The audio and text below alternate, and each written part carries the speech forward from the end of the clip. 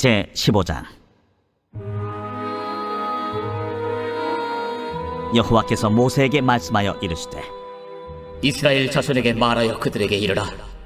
너희는 내가 주어 살게 할 땅에 들어가서 여호와께 화제나 번제나 소원을 갚는 제사나 낙헌제나 정한 절기제의 소나 양을 여호와께 향기롭게 드릴 때에 그러한 헌물을 드리는 자는 고운 가루 10분의 1에 기름 4분의 1 흰을 섞어 여호와께 소제로 드릴 것이며, 번제나 다른 제사로 드리는 제물이 어린 양이면 전제로 포도주 4분의 1 흰을 준비할 것이요, 순양이면 소제로 고운 가루 10분의 2에 기름 3분의 1 흰을 섞어 준비하고, 전제로 포도주 3분의 1 흰을 드려 여호와 앞에 향기롭게 할 것이요, 번제로나 소원을 갚는 제사로나 화목제로 수송아지를 예비하여 여호와께 드릴 때에는 소제로 고운 가루 10분의 3 에바에 기름 반 흰을 섞어 그 수송아지와 함께 드리고, 전제로 포도주 반 흰을 드려 여호와 앞에 향기로운 화제를 삼을지니라.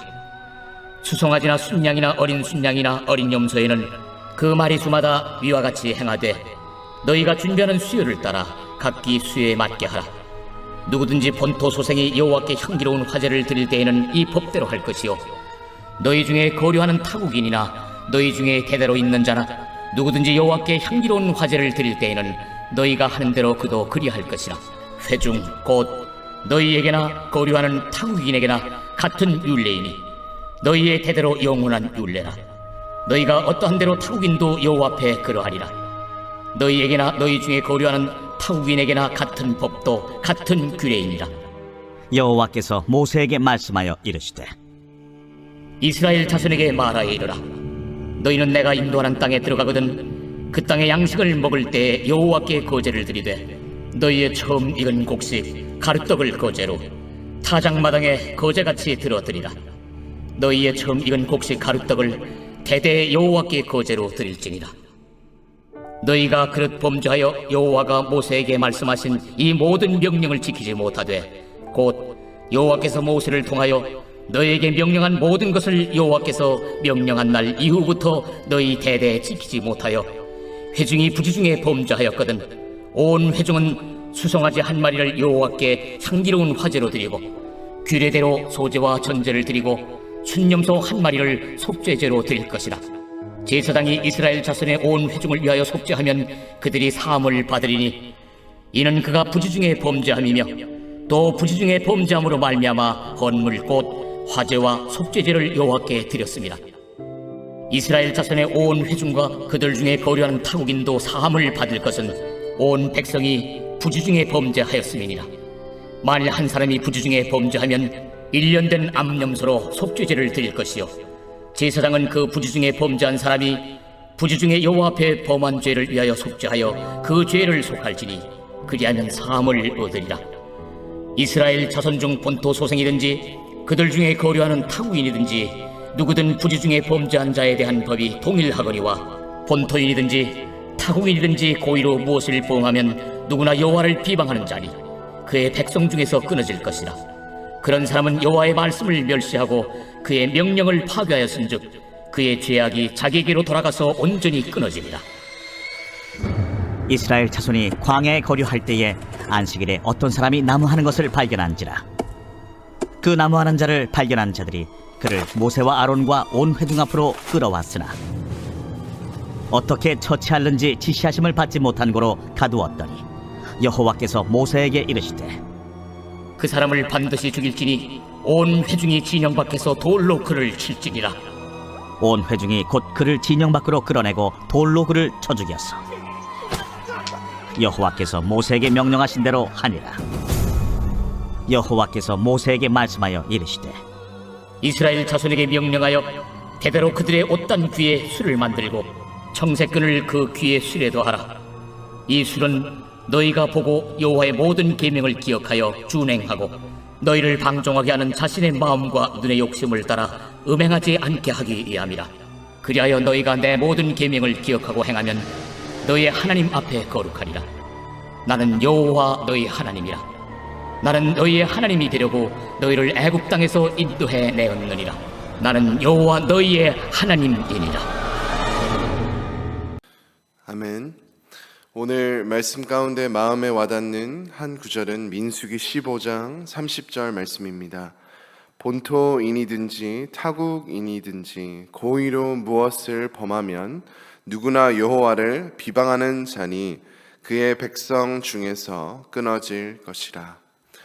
이스라엘 백성은 하나님께서 주시겠다고 한 약속의 땅을 거절하고 하나님을 악하다고 주장했고 다시 애굽으로 돌아가기를 원했습니다. 하나님께 이 큰 죄를 범한 백성은 38년 동안 광야 생활을 더 해야만 했고 또 죽게 되고 자녀 세대들만 약속의 땅을 들어가도록 허락하셨습니다. 오늘 말씀을 보시면 하나님께서 이스라엘 백성에게 하나님께 추가로 바칠 각종 제사들을 어떻게 바쳐야 할지를 모세에게 전하라고 하셨습니다. 그리고 22절 말씀부터 모르고 죄를 지으면 어떻게 해야 하는지를 말씀하셨습니다. 우리가 살면서 고의로 또 죄를 인식하면서 짓는 죄가 많지만 또 우리가 모르고 짓는 죄도 생각보다 많은 것 같습니다. 주변 사람들에게 계속 피해를 주고 상처 주어도 나 자신은 인식하지 못하는 죄가 있습니다. 너무 익숙하게 지은 죄여서 죄인지도 모르고 평생 죄를 짓기도 합니다. 그래서 주변에 예수 믿고 서로 사랑하는 사람들과 함께 생활해야 합니다.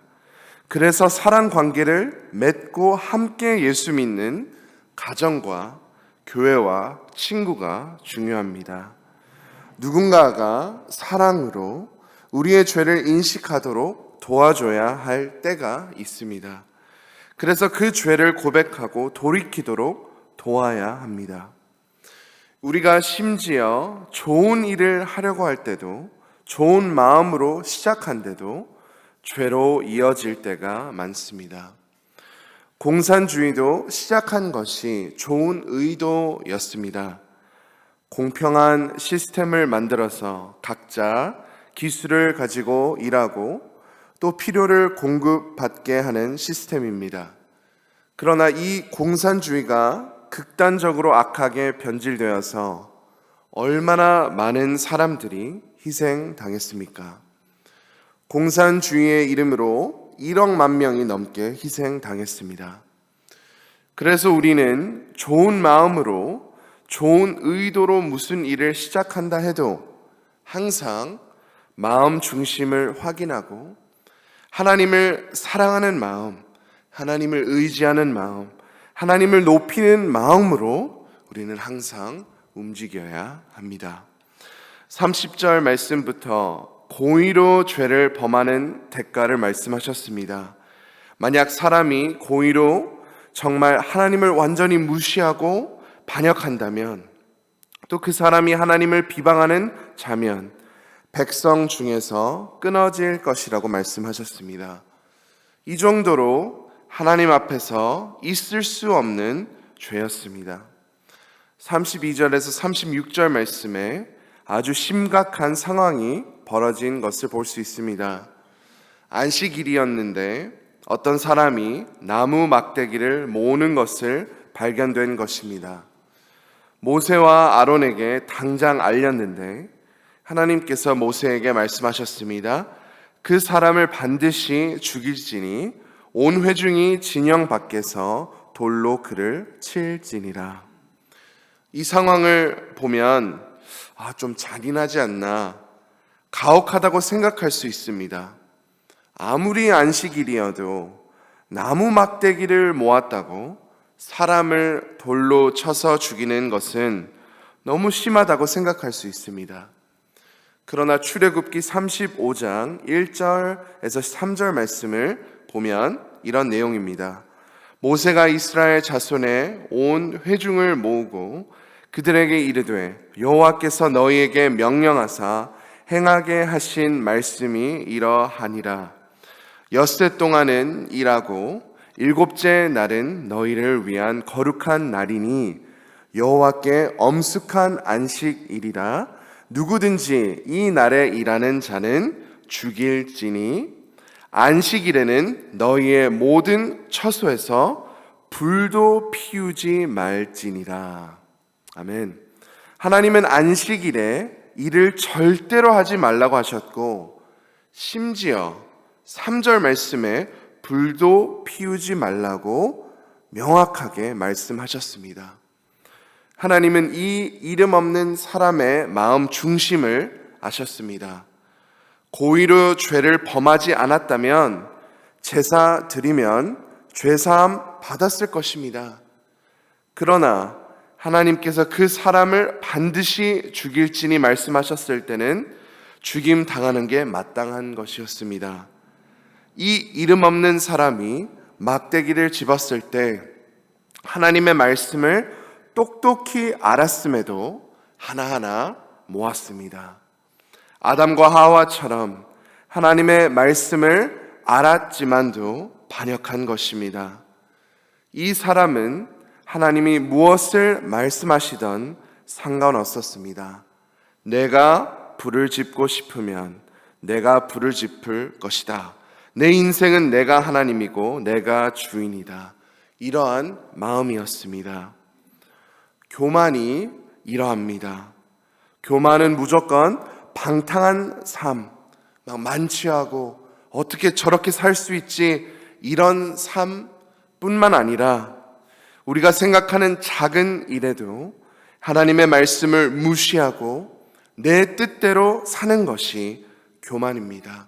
교만이 얼마나 무섭고 위험한 것인지를 우리가 볼 수 있고, 또 교만한다면 하나님을 사랑하지 않는 것이고, 계속 작은 일에도 큰 일에도 교만을 그렇게 하며 산다면 우리는 하나님을 온 마음 다해 사랑할 수 없습니다.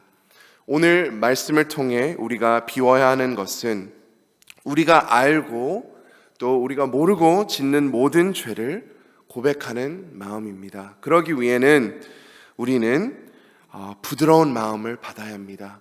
하나님께서 우리에게 그 부드러운 마음을 채워주셔서, 정말 하나님을 더욱 사랑하는 마음을 채워주셔서 우리가 생각하는 작은 일에도 아니야, 나는 하나님을 사랑하고 하나님을 더욱 사랑하기 때문에 나는 이 작은 일에도 충실하고 하나님을 순종할 거야, 이런 마음들이 우리 안에 가득하기를 간절히 소망합니다. 우리 모든 성도님들 그렇게 행하고 사시기를 간절히 소망합니다. 오늘 말씀을 품고 우리 함께 기도하겠습니다. 또 어려움을 겪고 있는 성도님들 환우들을 위해 기도해 주시고, 전도의 열정을 주셔서 우리를 통해 많은 영혼을 구원해 주시도록 함께 기도하겠습니다. 또 담임 목사님을 위해 기도해 주시고, 부교육자와 장로님, 영적 리더들 위해 기도해 주시고, EM과 다음 세대를 위해 함께 기도하겠습니다. 특별히 다음 주에 있을 우리 중고등부 수련회를 위해 하나님의 크신 은혜가 부어지도록 우리 함께 기도하겠습니다.